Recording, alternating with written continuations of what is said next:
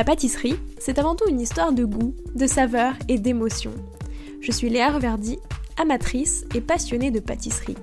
Mon défi, vous emmener avec moi à la découverte de ce qui fait vraiment un bon dessert. L'objectif ultime, trouver la recette parfaite qui fera fondre vos papilles à coup sûr. Vous êtes sur le point d'écouter un nouvel épisode de Papilles. C'est le podcast qui part à la rencontre des meilleurs chefs pâtissiers pour comprendre l'émotion et les saveurs qui les animent au quotidien lorsqu'ils créent leur dessert d'exception.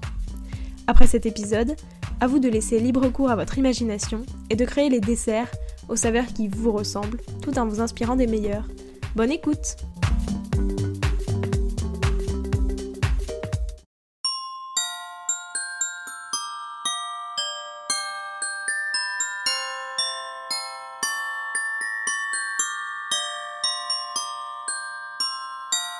Bonjour à tous et à toutes, j'espère que vous allez bien. Pour ce premier épisode de la série de Noël de Papilles, je vous propose de découvrir la bûche d'Adrien Salavert. Je n'en dis pas plus et je vous souhaite une bonne écoute. Salut Adrien, comment vas-tu depuis la dernière fois ? Bonjour Léa, mais ça va très très bien. On continue de travailler à fond. On a fait une très très belle saison, donc on est très contents. Bah tant mieux. Alors il y a quelques mois, effectivement, on avait échangé tous les deux autour d'un épisode de Papilles. Je mettrai le lien dans la description pour ceux qui voudraient l'écouter. Mais aujourd'hui, on est là pour parler de ta bûche de Noël de l'année. Déjà, est-ce que tu peux nous expliquer, toi, le début de l'histoire ? En fait, d'où te vient l'idée, l'inspiration, etc. Mais déjà, à la base, ça me tenait à cœur de faire une bûche de Noël.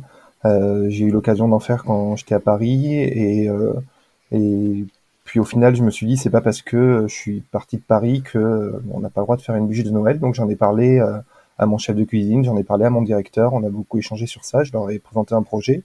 Et ils ont été ultra ouverts sur le projet, vraiment partants. Ils m'ont vraiment suivi, soutenu dans le projet. Donc voilà, on a décidé de se lancer à fond dans ce projet. C'est un projet, faut savoir, pour une bûche de Noël qu'on commence à travailler au mois d'avril-mai. Donc ça occupe, c'est un fil conducteur un peu sur une grosse partie de l'année, quoi. Mais pourquoi ? Parce qu'en fait, en restauration, t'es pas obligé de proposer une bûche, c'est ça ?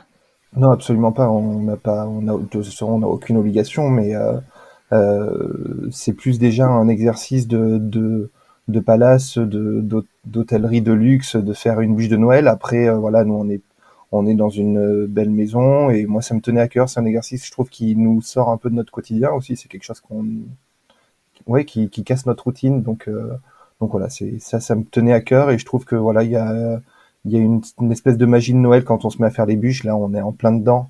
Alors c'est stimulant et puis, enfin, pour nous, enfin en tout cas pour moi et même mes équipes, pas faire de bûches pendant les périodes de Noël, ça serait presque bizarre, quoi.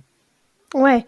Et après, d'un point de vue très pratique, est-ce que vous la servez pendant les repas ou est-ce que en gros c'est tu la commandes et c'est à emporter pour chez toi, quoi ?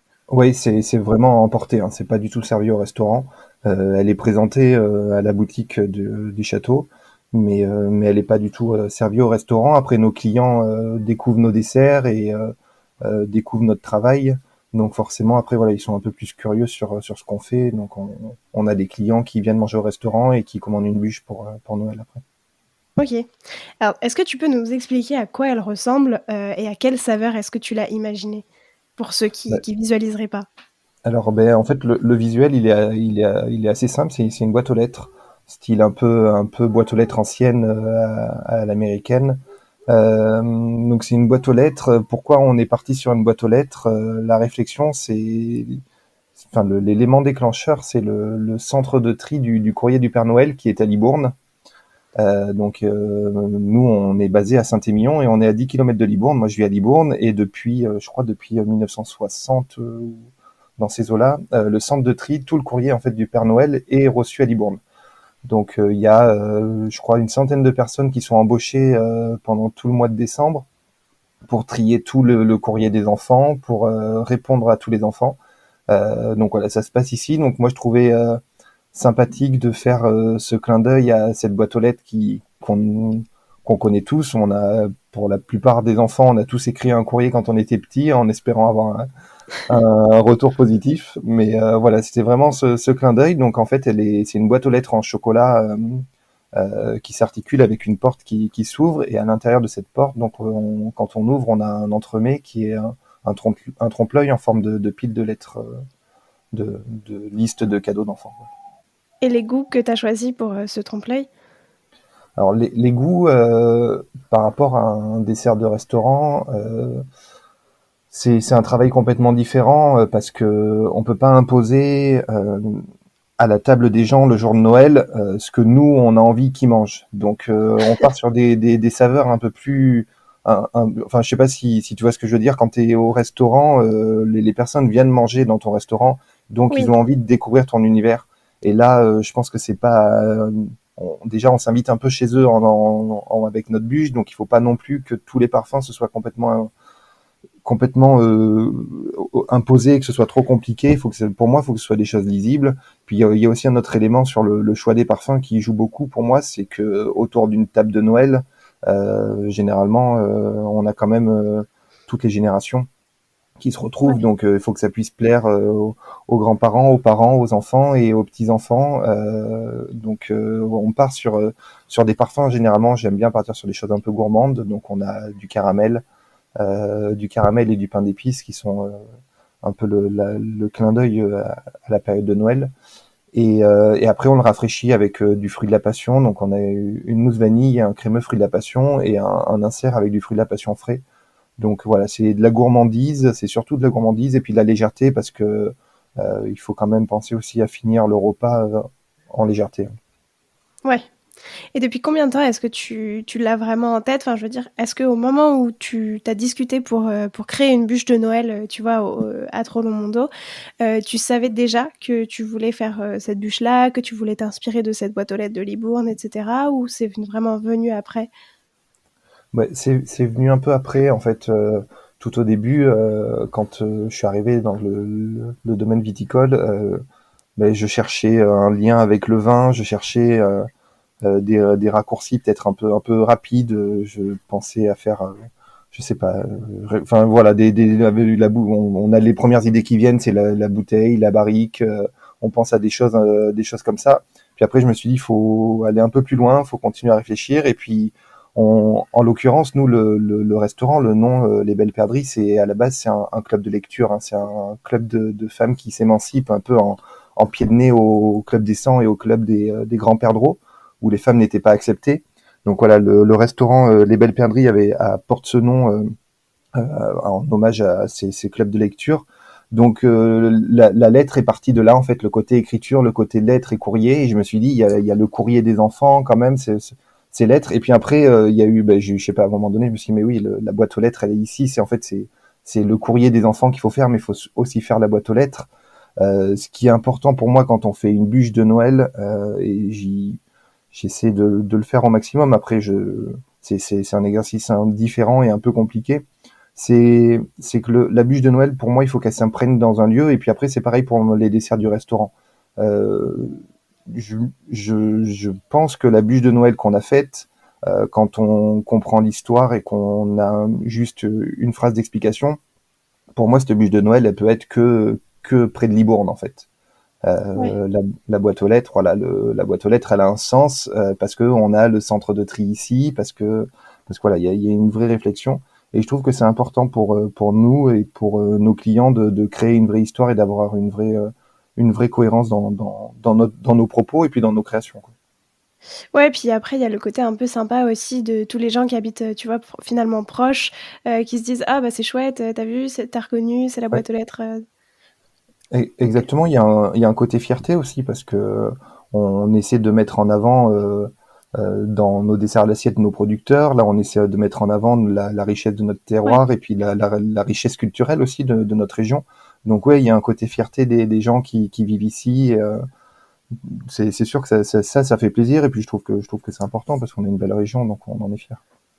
C'est vrai et je trouve que ça ajoute vraiment, tu vois, à l'histoire de la bûche. Mais du coup, ça, c'était un peu pour le côté visuel, du coup, j'imagine, tu vois, que tu as eu cette idée-là. Mais est-ce que dès le départ, pour le coup, les goûts, tu savais que ça allait être ça? Et ça, t'en doutais pas parce que justement, c'est des saveurs qui rappellent Noël et cetera et cetera? Ouais, pour les oui, pour le visuel, en fait, le travail sur la création, je pense qu'on en avait parlé de ça sur le premier podcast, mais le travail de création sur une bûche, il est complètement différent que le travail de création sur un dessert à l'assiette sur au restaurant. C'est-à-dire que là, je travaille plutôt le visuel en premier.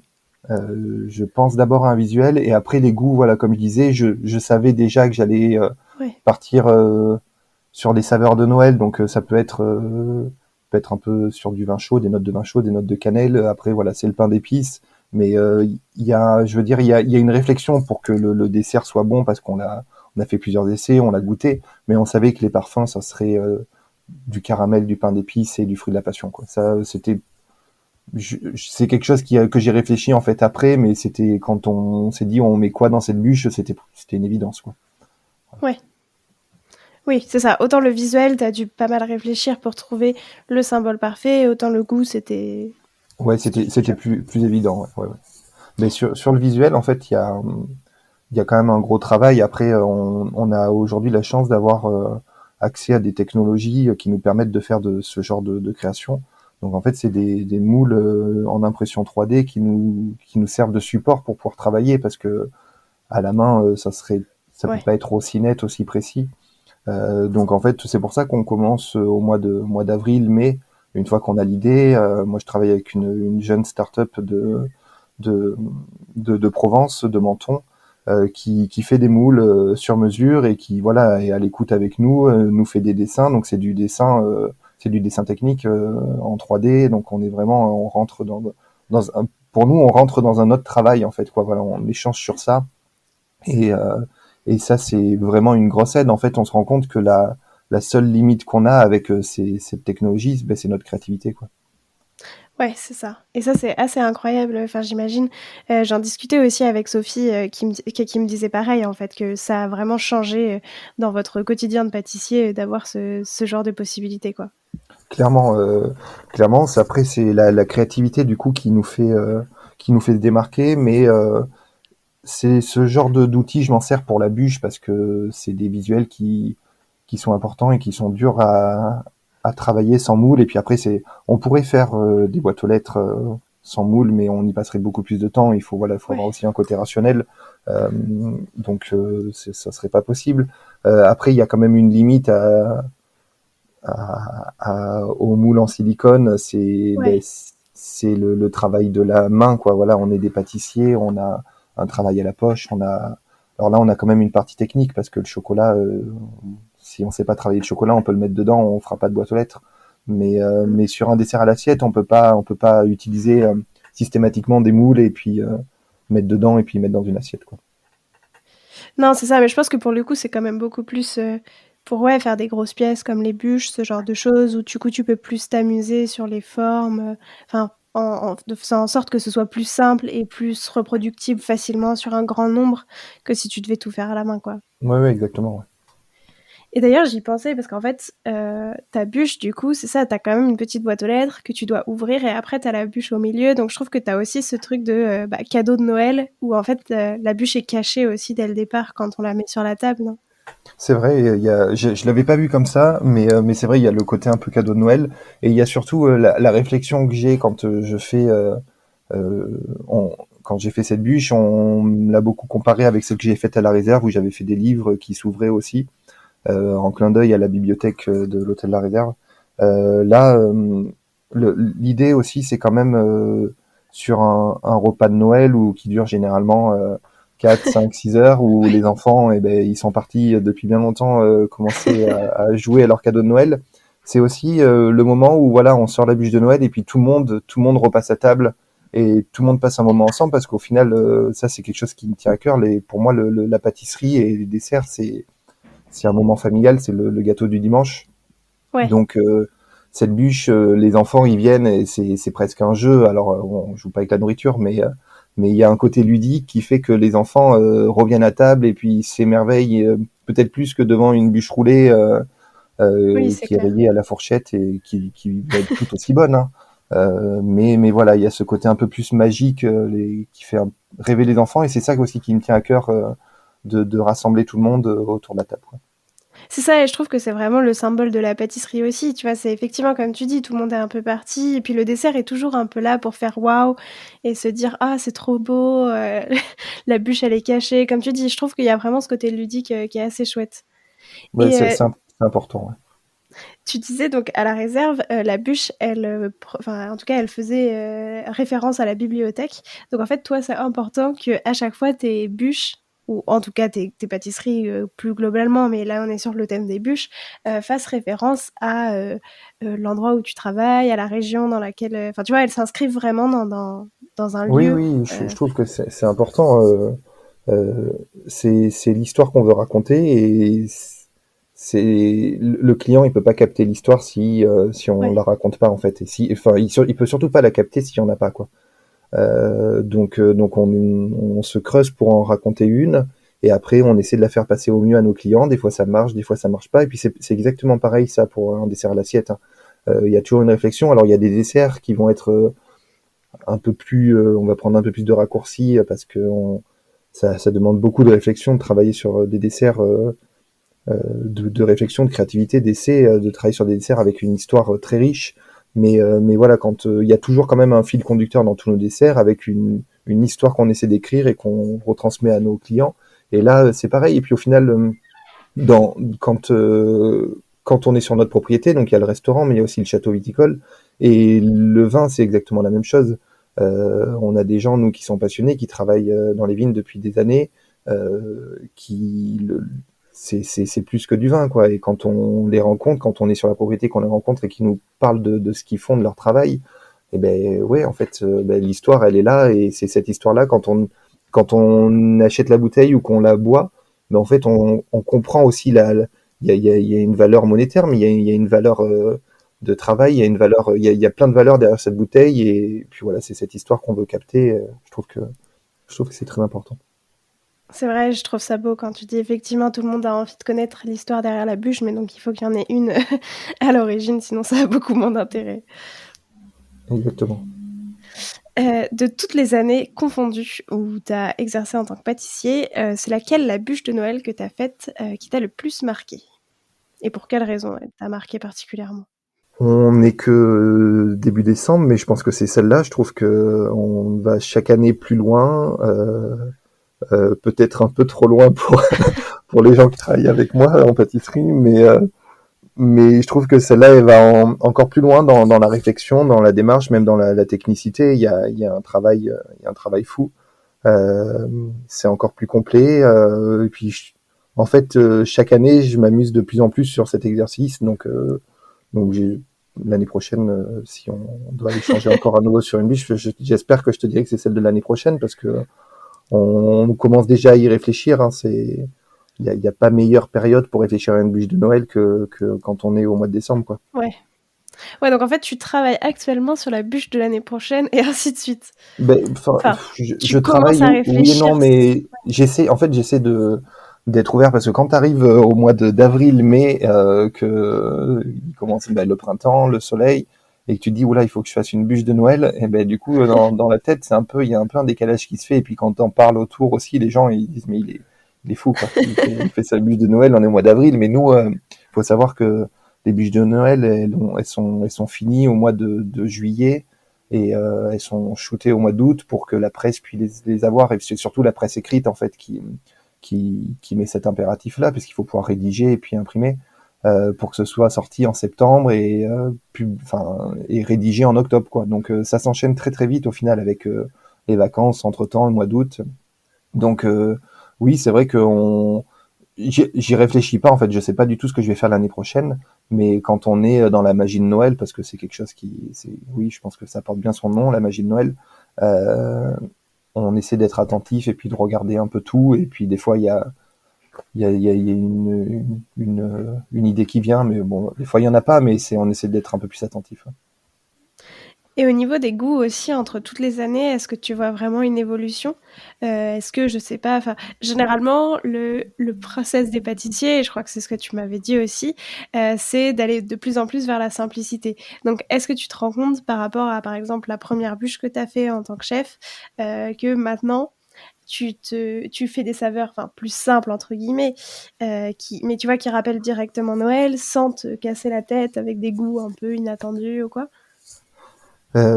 Sur la technicité du travail de l'entremets, il est quand même un peu compliqué, mais ça reste un montage d'entremets, j'ai envie de dire oui, un peu travaillé parce qu'il y a quand même 5-6 éléments dedans. Donc en fait, non, j'ai pas trop simplifié sur ça. Après sur les goûts, je trouve que on est sur des goûts simples effectivement. C'est du fruit de la passion. Je me suis pas embêté. Alors il y a un crémeux parce que le fruit de la passion quand on le met en crémeux, il a un côté un peu beige jaune.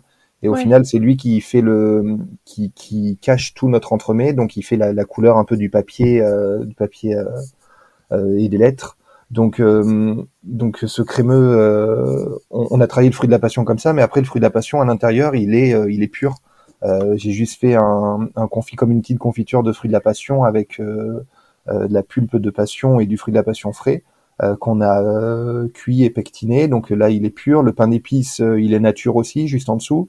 Enfin, oui, on a un peu simplifié. Après, c'est toujours pareil. Sur un dessert à l'assiette, tu peux assumer parce que si les clients ils sont surpris ou déçus, alors c'est pas le but, hein, mais ça peut arriver. Hein. Tu peux quand même aller leur expliquer, voilà, la démarche.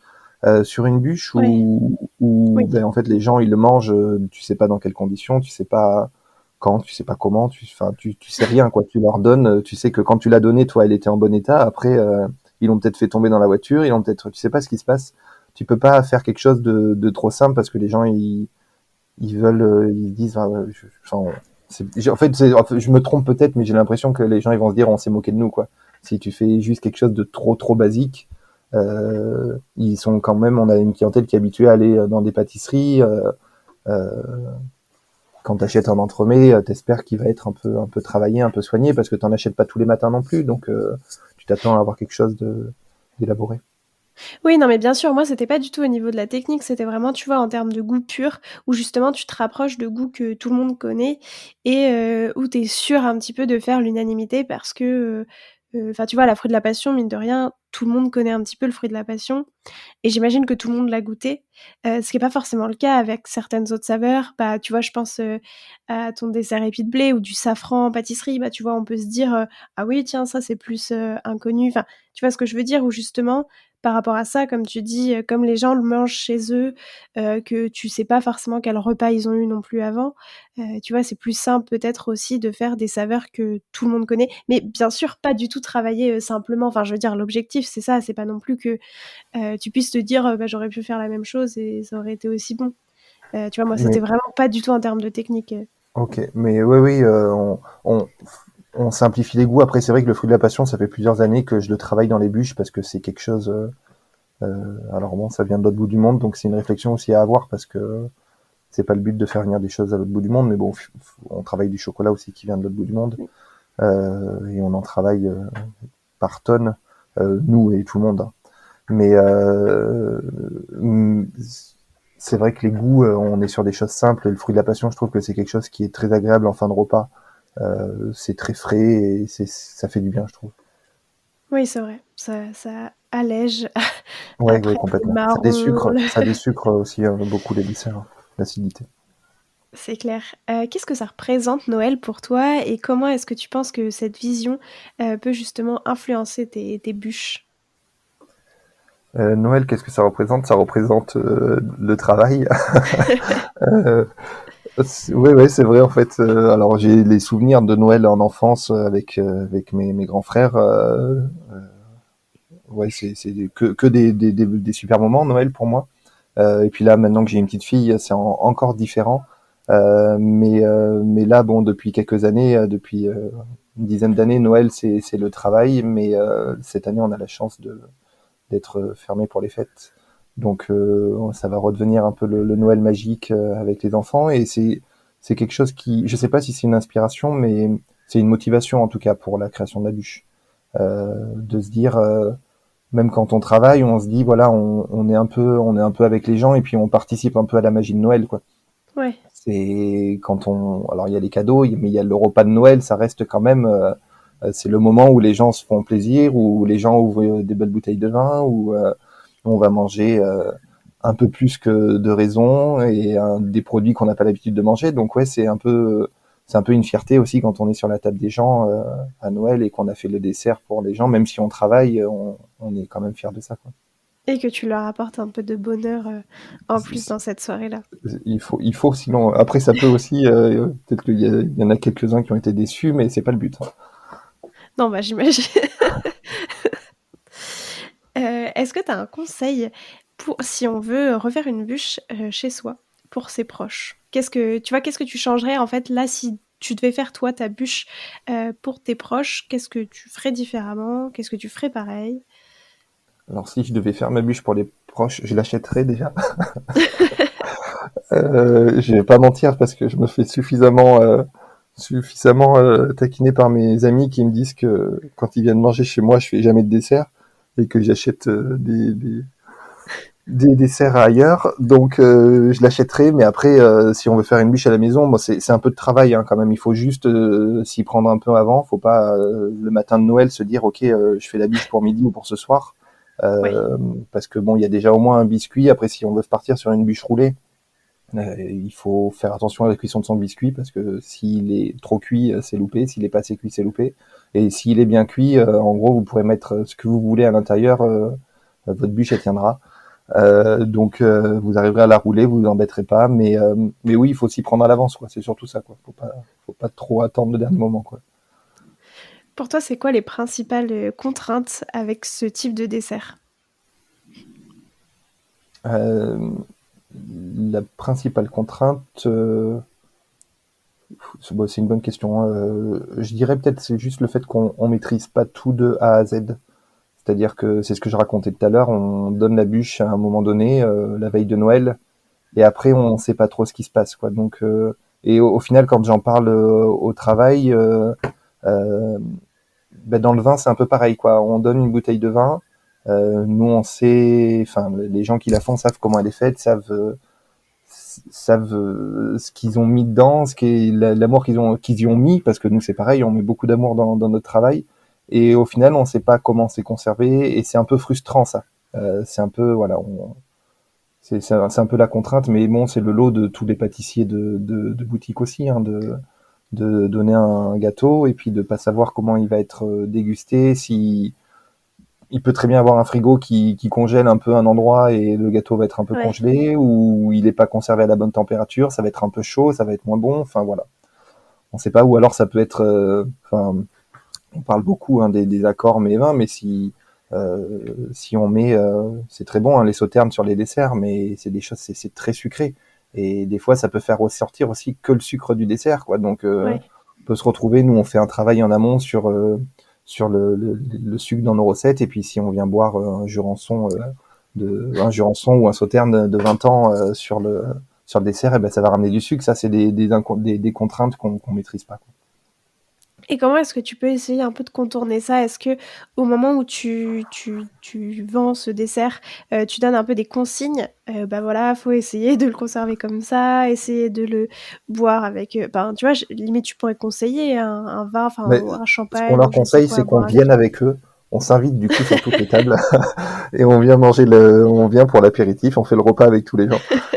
Et du coup, on est tous les pâtissiers, on se relaie sur toutes les bûches vendues. Non, plus sérieusement, ce qui est important pour moi quand on vend la bûche, c'est que ce soit un pâtissier qui donne la bûche à nos clients. On n'a pas toujours eu l'occasion, j'ai pas toujours eu l'occasion de le faire. Enfin moi ou les personnes qui travaillent avec moi. Euh, Parfois c'est un peu plus compliqué parce qu'on est débordé et puis parce que les structures le permettent pas. Mais cette année, ça me tient vraiment à cœur que qu'un pâtissier s'avance et puis emmène la bûche au client. Je trouve que la bûche elle sort pas juste d'un frigo, quoi. Il y a quelqu'un derrière qui a travaillé pour la faire, et Ouais. suivant les personnes qu'on a, alors la plupart des gens, donc on va expédier quelques bûches, mais la plupart des gens vont venir la chercher sur le domaine, donc ils sont déjà quand même curieux ils font déjà l'effort de venir jusqu'à nous, donc je trouve que c'est important déjà nous de juste sortir de notre cuisine et d'aller jusqu'à la boutique, pour ne serait-ce que pour les remercier et puis par politesse. Et c'est à ce moment-là où oui, on peut expliquer que la bûche se déguste de telle façon. Comment déjà ouvrir la boîte parce que l'emballage, parce qu'on a vite tout cassé en ouvrant si on veut sortir la boîte avec les doigts ou quoi, on peut tout casser et puis le dessert il ressemblera plus à grand chose.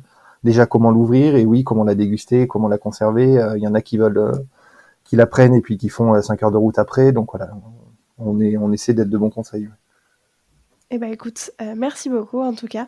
Si vous voulez vous procurer cette bûche, c'est directement au Château Trollmondo à Saint-Émilion. C'est bien ça. Est-ce que c'est la ville de des Belles Saint-Émilion? Perdrix, ouais.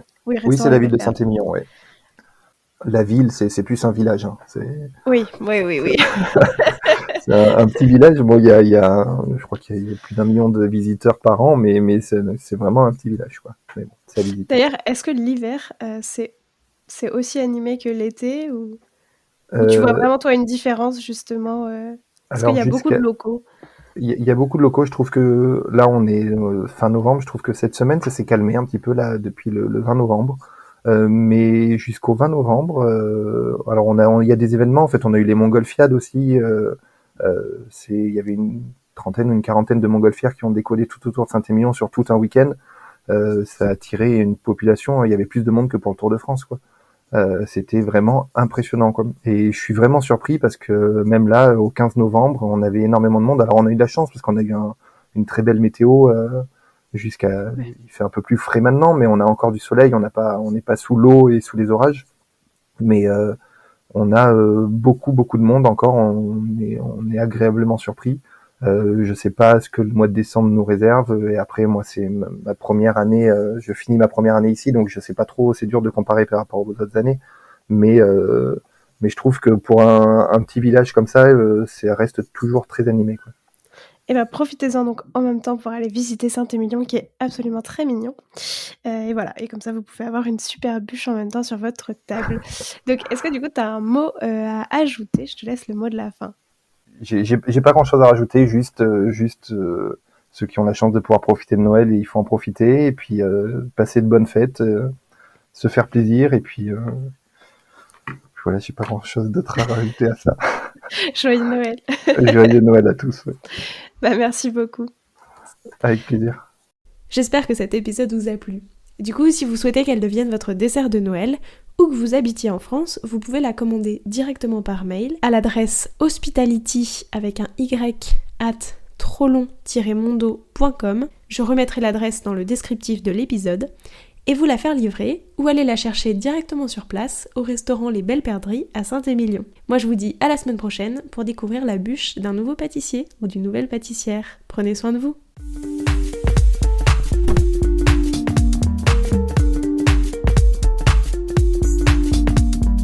Alors, quel sera votre prochain dessert ? Merci d'avoir écouté cet épisode jusqu'au bout. S'il vous a plu, n'hésitez pas à le partager aux gourmands qui vous entourent. Et si vous voulez soutenir Papille, 2 choses. La première, notez l'épisode 5 étoiles sur Apple Podcast et laissez un joli commentaire. La seconde, vous rendre sur papillepodcast.com, sans oublier le S de Papille, et vous abonner à la newsletter pour être prévenu de la sortie des prochains épisodes et des articles que j'écris régulièrement. À bientôt!